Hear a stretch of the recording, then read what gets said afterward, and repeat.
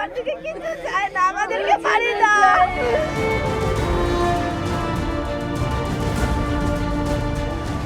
পাইপলাইনে ফাটলে জলের হাহাকার কাটিয়ে ওঠার আগেই ধসের জেরে ভিটেমাটি হারাতে বসেছেন হাওড়ার লিলুয়ার বাসিন্দারা। তবে পাইপলাইনে ফাটলের পেছনের রহস্য কী? ইতিহাস বলছে কলকাতার চেয়েও প্রাচীন শহর হাওড়া। হুগলি নদীর পশ্চিম তীরে অবস্থিত এই হাওড়া বাংলায় হাওর শব্দ থেকে নামকরণ হয়েছে, যার অর্থ জলাভূমি। সমুদ্রপৃষ্ঠ থেকে ৩৯ ফুট উঁচুতে অবস্থান হাওড়ার। ইংরেজরা কলকাতায় ঘাঁটি গেড়ে বসলে হাওড়ার গায়েও পরিবর্তনের হাওয়া লাগে।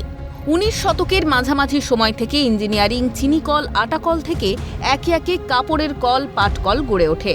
১৯৫৪ সালে যখন ইস্ট ইন্ডিয়ান রেলওয়ে হাওড়াকে রেলের টার্মিনাল স্টেশন হিসেবে তুলে ধরে, তখনই গোটা দেশের সঙ্গে হাওড়ার পরিচিতি ঘটে।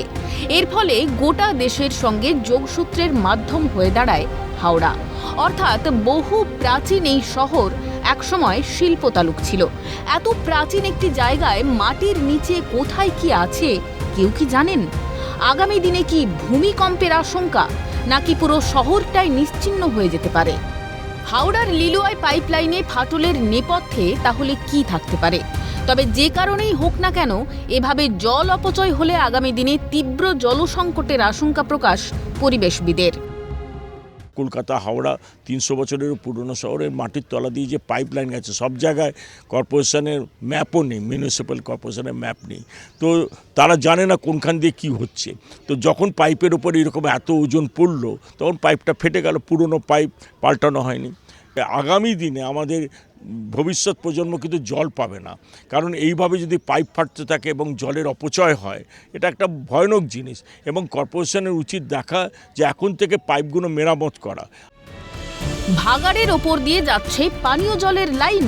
এই বিষয়টি নিয়েও সরব হয়েছেন পরিবেশবিদ সৌমেন্দ্র মোহন ঘোষ। অনেক বড় কিছু হতে পারে। সেই জন্য আমার মনে হয় যে যেখানে যেখানে ডাম্পিং ইয়ার্ড আছে সেখানে এখন ওপেন ভ্যাট না রেখে ক্লোজ ভ্যাট রাখা উচিত, কারণ তাহলে লাইনিংয়ের দরকার পড়ে না, ওটা উঁচু থাকে, মাটি থেকে উঁচুতে থাকে। এবং যেখানে ভ্যাট দীর্ঘদিন জমা আছে সেটা সরিয়ে পাশে অন্য জায়গায় ট্রান্সফার করা উচিত। আগামী দিনে যদি ভূমিকম্প হয়, তাহলে গোটা হাওড়াই বসবাসের অযোগ্য হয়ে পড়তে পারে। তারপরেও প্রশাসনের ভ্রুক্ষেপ নেই কেন, থাকছে এ প্রশ্ন।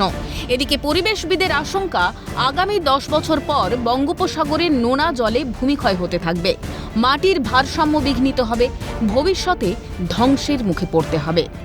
সম্পূর্ণ শহরটাই বসবাসের অযোগ্য হয়ে যাবে। আমরা বলছি আগামী 10 বছরের মধ্যে যেভাবে গঙ্গা নদী দিয়ে ব্যাকওয়াটার যেভাবে বঙ্গোপসাগর থেকে ঢুকবে, নোনা জল ঢুকবে, তাতে সয়েল ইরোশন আরও বাড়িয়ে দেবে। গঙ্গার তীরবর্তী যে সমস্ত শহর আছে তার সয়েল ইরোশন, ভূমিক্ষয় আরও বেশি হবে। তারপর কি হবে, হাওড়াটা হচ্ছে কলকাতার থেকেও আগে তৈরি, অনেক পুরনো শহর, 400 বছর উপর হয়ে গেছে। এখানে বড় বড় মাল্টি স্টোরেড বিল্ডিং হচ্ছে, শপিং কমপ্লেক্স হচ্ছে, তার যে ওয়েটটা, লোড বিয়ারিং ক্যাপাসিটিটা, এটা এত বেশি হচ্ছে, এক্সেস ওয়েট, মাটিটা ধরে রাখতে পারছে না। তারপর আমরা দেখছি এই সমস্ত ভ্যাটের প্রবলেম যদি থাকে আর মাটিগুলো নরম যদি থাকে, তাহলে ভবিষ্যতে এটা বসবাসের অযোগ্য হয়ে যাবে, ফুড ক্রাইসিস হবে, হেলথের প্রবলেম হবে, লোকে জল পাবে না। একটা বলতে পারো যে একটা সামাজিক অবক্ষয় এটা হবে, মানে একটা সোশ্যাল এনভায়রনমেন্টাল ক্রাইম বলতে পারো, সামাজিক পরিবেশের অপরাধ এটা। পরিবেশবিদ যা জানালেন তা সত্যি উদ্বেগের। এখন সচেতন না হলে আগামী দিনে ভয়াবহ ক্ষতির সম্মুখীন হওয়া সময়ের অপেক্ষা।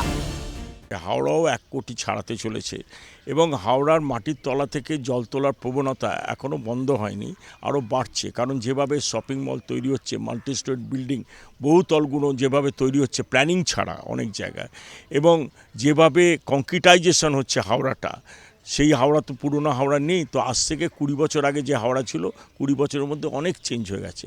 তো এই যে আন্ডারগ্রাউন্ড ওয়াটারটা যে লিফটিং হচ্ছে, সেটা রিচার্জ হচ্ছে না, যতটা তোলা হচ্ছে ততটা রিচার্জ হচ্ছে না। তার ফলে ভূমিধসের আশঙ্কা থাকছে, কারণ মাটির তলাটা ফোঁপড়া হয়ে যাচ্ছে। হাওড়া শহরটি পরিচিতি পাওয়া থেকে সমৃদ্ধির খতিয়ান পায় ইস্ট ইন্ডিয়া কোম্পানির সময়কাল থেকেই। রাজ্য প্রশাসনের যদি ন্যূনতম আশঙ্কা বা পদক্ষেপ না থাকে এই ঐতিহ্যবাহী শহর বাঁচাতে, তাহলে উপায় কি? ইস্ট ইন্ডিয়া কোম্পানির ঘাড়েই কি দায় বর্তাবে প্রশাসন? ক্যামেরায় গোপাল সেনের সঙ্গে শুভজিৎ দের রিপোর্ট, ক্যালকাটা নিউজ।